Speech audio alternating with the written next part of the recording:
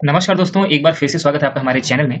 और आज हम केमिस्ट्री का, क्योंकि आप जानते हो कि जनरल साइंस ऐसा कोई भी परीक्षा नहीं है जिसमें जनरल साइंस का 2-4 क्वेश्चन ना पूछा जाता हो। ठीक है? तो भैया केमिस्ट्री हम पढ़ रहे थे, केमिस्ट्री का पहला वीडियो पहले ही अपलोड हो चुका है, उसको आप जाके देख सकते हो। और आज हम पढ़ने वाले हैं फॉर्मेशन ऑफ सब्सटेंसेस। सब्सटेंस का फॉर्मेशन कैसे होता है, दुनिया कैसे बनी। तो दुनिया भैया एटम से मिलकर बनती है, फिर एटम से मिलकर के मॉलिक्यूल बनता है, मॉलिक्यूल से कोई भी मैटर बनता है। ठीक है? तो मैटर तो हमने पहले ही पढ़ लिया। अब थोड़ा सा और अंदर बात करते हैं, एटम वगैरह की बात करते हैं। So the substances that exist in the universe are made up of the atom. ऐसा माना जाता है कि जो सब्सटेंस हैं वो आपका यूनिवर्स में जितने भी सब्सटेंस हैं एग्जिस्ट करते हैं, वो सारे सब कुछ एटम्स यानी परमाणु से मिलकर बना हुआ है। ठीक है? और कोई भी परमाणु जो होता है ना, वो आपका इलेक्ट्रॉन, प्रोटॉन और न्यूट्रॉन पार्टिकल से मिलकर के बनता है। ये आपके चार्ज पार्टिकल होते हैं। Molecules made up of the atoms and ions. जो आपका दुनिया में जितने भी आपके यूनिवर्स में सब्सटेंस हैं वो आपका एटम से मिलकर बनते हैं। और 2, 4, 10 एटम मिल करके, 2 या 2 से अधिक एटम मिल करके मॉलिक्यूल का निर्माण करते हैं। ठीक है क्या? आप समझिए बात को। Chemical compounding is the binding. अब केमिकल कंपाउंड की बात करते हैं कि केमिकल बॉन्डिंग क्या होती है। Chemical bonding is the binding force of the constituent atoms of the molecules to maintain a mutual atomic order and a definite but specific geometric से। समझिएगा ध्यान से। 2 या 2 से अधिक केमिकल कंपाउंड्स के बीच में या केमिकल एटम्स के बीच में बॉन्डिंग तब होती है, वो किन बातों पर निर्भर करती है? एटॉमिक ऑर्डर पर निर्भर करती है। एटॉमिक ऑर्डर मतलब समझते हो, जैसे आपने पढ़ा होगा इसका एटॉमिक नंबर। आप ऐसे एटॉमिक नंबर शुद्ध भाषा में एटॉमिक नंबर समझो। ठीक है? तो 1 2 3 4 5 6, जैसे हाइड्रोजन एक छोटा एटम है, तो बहुत बड़ी एटम से आपका मिक्स नहीं हो सकता या फिर उसके साथ बॉन्डिंग नहीं कर सकता। जैसे कि मान लीजिए पानी की बात करते हैं, H2O। तो हाइड्रोजन के 2 एटम ऑक्सीजन से बाउंड कर रहे हैं, उसके साथ केमिकल बॉन्डिंग करते हैं, तो जाकर के भैया किसी भी कॉन्स्टिट्यूएंट का निर्माण होता है, किसी सब्सटेंस का निर्माण होता है। तो ये होता है तरीका। तो भैया 2 बातों पे केमिकल बॉन्डिंग का होना 2 बातों पे निर्भर करता है। एटॉमिक नंबर पे, उसका डेफिनेट एटॉमिक नंबर होना चाहिए। दूसरा आपका ज्योमेट्रिकल शेप पर निर्भर करता है। ठीक है? There are 3 different type of chemical bonding. अगर केमिकल बॉन्डिंग की बात करें तो 3 तरीके का केमिकल बॉन्डिंग मुख्य तौर पे पाया जाता है केमिस्ट्री के अंतर्गत। पहला होता है आपका इलेक्ट्रोवैलेंट और आयनिक बॉन्डिंग, दूसरा आपका होता है कोवैलेंट बॉन्डिंग, तीसरा होता है आपका कोऑर्डिनेट कोवैलेंट बॉन्डिंग। तो भैया पहला आयनिक हो गया, इसमें आयन का निर्माण होगा, प्लस माइनस कैटायन एनायन। ठीक है? दूसरा आपका हो गया कोवैलेंट बॉन्ड, इसमें क्या होता है? शेयरिंग होती है कि कुछ तुम दो कुछ हम देते हैं। ठीक है? जैसे कि मान लीजिए कि किसी को अपना ऑक्टेट पूरा करना है, तो 4 एटम तुम लाओ, 4 एटम हम लाते हैं, दोनों का ऑक्टेट पूरा हो जाएगा। ठीक है? जब आपको जरूरत पड़ेगी तो आप ले लेना, जब मेरे को जरूरत पड़ेगी तो मैं ले लूंगा। तो इस तरीके का आपका जब कॉम्बिनेशन होता है, बॉन्डिंग होती है, उसको हम कोवैलेंट बॉन्डिंग के अंतर्गत लेते हैं। कोऑर्डिनेट कोवैलेंट बॉन्डिंग क्या होती है? इसमें दोनों प्रक्रियाएं चलती हैं। ठीक है? इसमें एटम्स का ट्रांसफर भी होता है, तो वो ट्रांसफर करके कहता है भैया बॉन्ड बना लेते हैं। जैसे एक बात, मान लीजिए गवर्नमेंट ने आपको लोन दिया, फिर कहा कि भैया अब तुम अपना बिजनेस शुरू करो, तो ये एक्चुअली क्या होगा? कोऑर्डिनेट कोवैलेंट बॉन्डिंग हो गया। ये मैंने एग्जांपल लिया, गवर्नमेंट से लेना कोई है नहीं। केमिकल कंपाउंड में गवर्नमेंट कहां से आ गया भाई?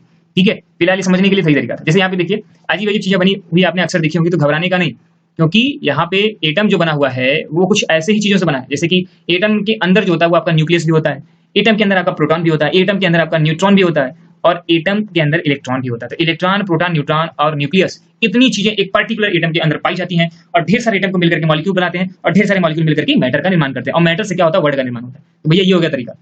अब बात करते हैं टाइप्स ऑफ केमिकल बॉन्डिंग की। तो दुनिया में मैंने पहले बात बताई भैया 3 तरीके की केमिकल बॉन्डिंग पाई जाती है, तो एक एक करके थोड़ा थोड़ा समझते हैं सबको। ठीक है? थोड़ा सा समझेंगे। Electrovalent bond. इलेक्ट्रोवैलेंट का मतलब मैंने क्या समझाया कि they are formed by transfer of the electrons and have the high melting and the boiling point. इनकी खासियत पहले समझिए कि इलेक्ट्रोवैलेंट बॉन्ड जो होते हैं वो ऐसे एटम के बीच में बनते हैं जिनकी हाई मेल्टिंग और हाई बॉइलिंग पॉइंट होती है। पहली बात इसको पकड़ के चलो, क्योंकि ये क्वेश्चन बहुत पूछता है। दूसरी बात क्या है? इसमें इलेक्ट्रॉन का ट्रांसफर होता है, एक देता है और एक लेता है। ठीक है? एक देने वाला होगा उसको बोलेंगे डोनर या दाता, एक लेने वाला होगा उसको एक्सेप्टर बोलेंगे या फिर लेने वाला, खत्म बात। ग्राही उसको ही बोलते हैं। तो these are the soluble in water and conduct electricity in molten state और द एक्वस सॉल्यूशन। इनकी खासियत और है, 3 खासियत मैंने बताई। पहली खासियत की ये इलेक्ट्रॉन का ट्रांसफर करके बॉन्ड बनाते हैं। दूसरी खासियत की इनकी मेल्टिंग और बॉइलिंग पॉइंट धुआंधार होती है, बहुत हाई फाई होती है। तीसरा आप ये समझिए कि अगर पानी में घुल गए, पहली बात तो सॉल्युबल होते हैं, ज्यादातर सॉल्युबल होते हैं, पानी में घुल गए या फिर किसी एक्वस सॉल्यूशन में घुल गए या मोल्टेन स्टेट में हो गए, तो इनसे इलेक्ट्रिसिटी गुजारी जा सकती है। They can conduct the electricity, ये बात ध्यान से रखिएगा। These bonds are held together by the strong electrostatic attraction between the positive and negative charges. क्योंकि ये पॉजिटिव और नेगेटिव चार्ज बनाते हैं, इसलिए इनमें इलेक्ट्रोस्टैटिक अट्रैक्शन रहेगा, इनकी बॉन्डिंग बहुत मजबूत होती है। तो ये हो गया भैया कहानी इलेक्ट्रोवैलेंट बॉन्ड की। अब बात करते हैं कोवैलेंट बॉन्ड की। They are formed by the sharing of the electrons and have the low melting and boiling point. 2 खासियत, covalent bond sharing of electron से बनता है, भैया कुछ तुम दो कुछ हम देते हैं और यहाँ पे मिलकर के बॉन्ड बना लेते हैं। दूसरा कंडीशन कि इनकी मेल्टिंग और बॉइलिंग पॉइंट लो होती है। These are soluble in organic solvent. इनकी खासियत क्या है कि ये पानी में नहीं घुलते, ज्यादातर कोवैलेंट बॉन्ड पानी में नहीं घुलते, ये आपका ऑर्गेनिक सॉल्वेंट में ही घुलते हैं। ये क्वेश्चन खूब ढेर से धड़ल्ले से पूछता है, इसको आप याद रखो। And are non conductor of electricity, और ये इलेक्ट्रिसिटी के कंडक्टर, अच्छे कंडक्टर तो नहीं होते। ठीक है? However the graphite and the diamonds are the covalent bond. कुछ एक्सेप्शन पाए जाते हैं, जैसे कि डायमंड की बात करें, ग्रेफाइट की बात करें, तो भैया ये कोवैलेंट बॉन्ड जो हैं ऐसे बॉन्ड हैं they have the very high melting point, कि कोवेलेंट बॉन्ड होने के बावजूद इनकी मेल्टिंग और बॉइलिंग पॉइंट हाई फाई होती है because of their giant structure, बहुत विशाल स्ट्रक्चर होता है जिसकी वजह से इनका बॉइलिंग पॉइंट और मेल्टिंग पॉइंट बहुत हाई फाई होता है। ये एक्सेप्शन याद रखिएगा, क्वेश्चन पूछ सकता है। The property of the covalent bond जो होते हैं उनको हम यहाँ पे बात करते हैं। तो पहली प्रॉपर्टी जो आपको यहाँ पे दिखाई दे रही है वो ये है कि they are mostly gases and liquid, ये ज्यादातर गैसेज और लिक्विड होते हैं। These compounds have the low melting point, ये बात आपने पढ़ लिया। लो बॉइलिंग पॉइंट ये भी आपने पढ़ लिया। क्यों? क्योंकि intermolecular force among the atoms are weaker than compared to electrovalent compounds. तो भैया अगर हम बात करें इलेक्ट्रोवैलेंट कंपाउंड्स, इनकी तुलना करें तो इनका जो इंटरमॉलिक्यूलर फोर्स होता है एटम्स के बीच में वो थोड़ा सा लो पड़ जाता है, वीक पड़ जाता है। और यही रीजन रहता है कि इनकी मेल्टिंग और बॉइलिंग पॉइंट भी कम रहती है, क्योंकि थोड़ा सा मेल्ट किया, थोड़ी आग पकड़ाई और ये पिघल गए। ठीक है, तो ये सख्त नहीं है, ये पिघल जाते हैं। ठीक है, थोड़ा सा आग पकड़ाने में पिघल जाते हैं। Most of the covalent bonds exist in the molecular form, ज्यादातर कोवेलेंट बॉन्ड जो होते हैं वो आपका मॉलिक्यूलर फॉर्म में ही एग्जिस्ट करते हैं। And these compounds take part very slowly in the chemical reaction, और ये कंपाउंड जो होते हैं केमिकल रिएक्शन में पार्ट बहुत धीरे धीरे लेते हैं। ठीक है, विद अनदर कोवेलेंट बॉन्ड, अगर दो कोवेलेंट बॉन्ड के साथ अगर हमें केमिकल रिएक्शन करना है थोड़ा टफ पड़ जाता है, इसीलिए हमें कभी कभी उत्प्रेरक की आवश्यकता होती है, कैटलिस्ट की आवश्यकता पड़ती है। लास्ट में हमने आपसे वादा किया था कि हम आपको कोऑर्डिनेट कोवेलेंट बॉन्ड जरूर समझाएंगे। So the pair of electron in this bonding is obtained by only दो single atoms, and in this bonding the atom which supply electrons pair is called the donor and the atoms which take such pair of electron is called the acceptor। यहाँ पे आपका dative covalent bond क्या होता है कि covalent bond तो बनाते हैं लेकिन इसमें इलेक्ट्रॉन एक ही आदमी देता है। ठीक है, कहने का मतलब कि अगर मान लीजिए दो आदमी हैं और दोनों मिलकर बिजनेस पार्टनरशिप में बिजनेस शुरू करना चाहते हैं, लेकिन ए वाला क्या कहता है भैया पूरा पैसा मैं लगाऊंगा तो मेरे साथ आ जाओ काम करो बस, लेकिन पार्टनरशिप 50-50% रहेगी। तो कुछ कंडीशन यही है आपकी कोवेलेंट बॉन्ड की, एक आदमी पूरा एटम लगाता है और दोनों मिलकर बॉन्ड बना लेते हैं। ठीक है, तो देने वाला डोनर होता है, यहाँ पे लेने वाला एक्सेप्टर होता है electron. So the electron pair donate by the donor atom is called the singleton pair, इसको सिंगलेटन पेयर के नाम से भी जानते हैं।